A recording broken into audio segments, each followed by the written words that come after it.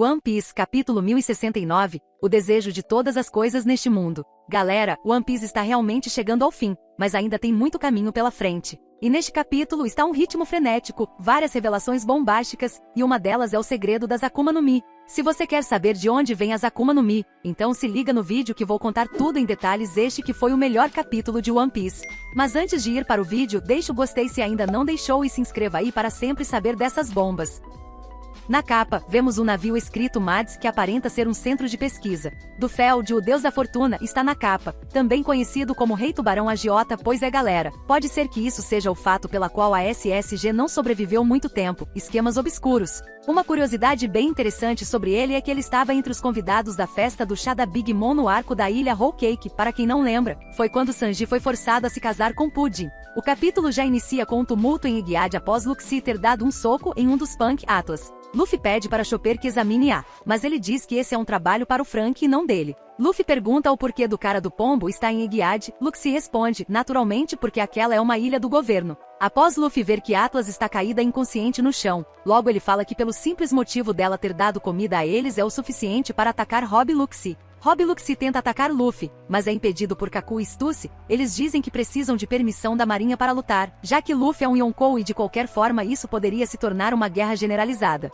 Depois vamos para o quartel-general da marinha, onde Sakazuki pergunta onde está o almirante Kizaru. O marinheiro responde que neste momento ele está a caminho de Egyad. Logo depois Sakazuki fala que a união entre Vegapunk e os Chapéus de Palha poderia ser uma perda enorme para o exército da marinha. Tudo leva a crer que teremos um possível embate entre o almirante Kizaru e os Chapéus de Palha. De volta a Egyad, Rob Luffy faz a sua primeira aparição com sua Zoan despertada que tem um embate equilibrado com Luffy na sua Gear 5. Vale ressaltar aqui neste ponto que há algumas nuvens negras em volta, seu despertar é similar à forma híbrida da Yamato. Seu corpo fica maior e consequentemente os braços ficam maiores. O principal ponto que vale comentar é que aparentemente estas nuvens, vamos chamar assim, está presente em Despertar de Zoan Mítica. Vemos que Luffy, Kaido e tanto Yamato também possuíam estas nuvens.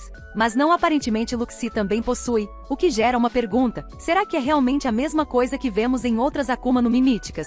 Ou pode ser apenas um colete feito de pelos? Essas nuvens não aparentam ser algo em específico apenas de Zoan míticas e que podem estar presentes em vários outros despertares. Enquanto o grupo da Nami observa Luffy lutando contra Luffy, Vegapunk pergunta que forma é esta do Luffy. Logo ele disse que o Guerreiro de Branco apareceu. Nami responde a Vegapunk que esta é provavelmente uma das transformações do Luffy usando a Gomu Gomu no Mi. Vegapunk olha nos registros antigos, mas não encontra nada relacionado a essa Akuma no Mi. Um ponto bem importante aqui é que lá no começo da série, quando nos é apresentado, o bando do Shanks mostra um registro que prova que aquela era de fato a Gomu Gomu no Mi, mas isso pode ter sido depois do governo mundial ter apagado da história o nome do Deus Sol. Vegapunk fala para o bando que aquela é uma Akuma no Mi do Deus Sol. Isso foi mencionado apenas pelos Gorosei, não havia sido dito ao bando. Nami em choque fala que nunca ouviu falar do Deus Nika. Vegapunk responde que ela nunca ouviu falar porque o governo mundial apagou da história este nome. Tudo porque o governo mundial apagou o nome desta fruta e a nomeando como Gomu Gomu no Mi, e classificando-a como Paramercia. Vegapunk menciona que este deus é citado apenas em textos antigos e contrapartida. Ele disse que este nome pode até ter sido apagado da história, mas enquanto as pessoas continuarem a desejar pela liberdade, o deus Nika continuará existindo. Vegapunk continua dizendo que tudo naquele mundo nasce dos desejos das pessoas, e o mesmo vale para as Akuma no Mi, assim como a vontade herdada. Aqui, as Akuma no Mi são uma possibilidade de evolução humana que alguém deseja. Cada habilidade representa o desejo de alguém sobre o que ela pode se tornar. O mesmo vale para alguém que um dia desejou se tornar uma jaqueta. Vegapunk também fala algo bastante pertinente. Não seria legal se fosse assim?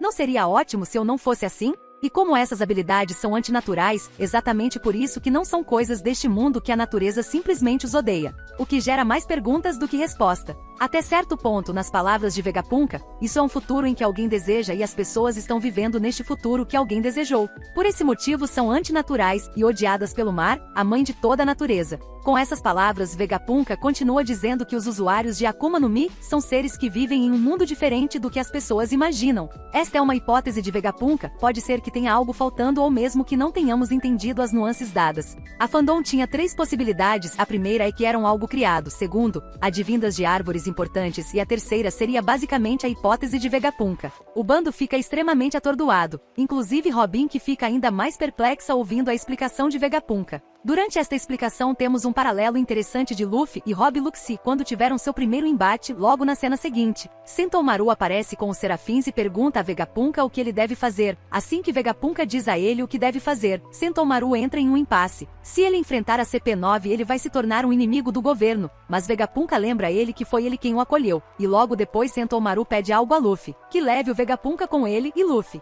responde que vai levar. Sentomaru ordena que o Serafim SBR ataque a CP9, mas em contrapartida a CP9 não os quer atacar, pois poderá danificar os Serafins. Nos é mostrado a patente de comando dos Serafins que basicamente são Gorosei, Vegapunk, Sentomaru e quem tem posse de um chip de comando. Enquanto Luffy estreia um novo ataque chamado de Toupeira, ele emborracha o chão fazendo que um punho saia do chão emborrachado atingindo Rob Luxie. Sentomaru ordena que S-Snake, S-Hulk e S-Shark guiem os chapéus de palha até a saída da ilha. Jinbei fica assustado com o fato de ter clones dos ex-membros dos Shichibukai. Sentomaru ainda fica em dúvida se ele se alia aos chapéus de palha, mas ele no fim confia o Vegapunk ao bando e na cena seguinte Luxie se recupera enquanto Luffy e Sentomaru conversam. Luxie usa Soru para atacar ferozmente e ataca Sentomaru com Shugan, mão pistola. Sentomaru fica gravemente ferido. Luxie diz, tudo o que precisamos fazer é eliminar o comandante. Serafim, obedeça aos nossos comandos. E com isso termina o capítulo. E vocês, gostaram do capítulo?